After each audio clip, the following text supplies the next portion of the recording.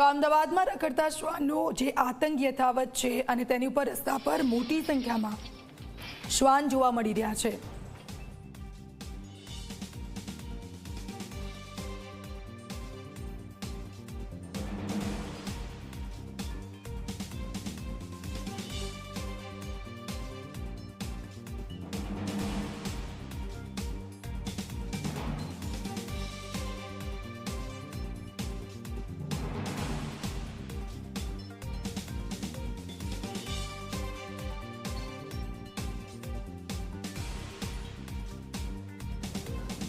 રખડતા શ્વાન જોવા મળી રહ્યા છે। એએમસીની સીએનસીડી વિભાગની ટીમ ન જોવા મળી। ખસીકરણ પર મોટા ખર્ચ બાદ પણ શ્વાનની સંખ્યા નિયંત્રણમાં નથી આવી રહી।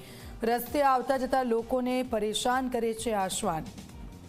રખડતા શ્વાનનો આતંકને આપ જુઓ, લોકોને રસ્તે આવતા જતા શ્વાનો પણ પરેશાન કરતા પણ જોવા મળી રહ્યા છે।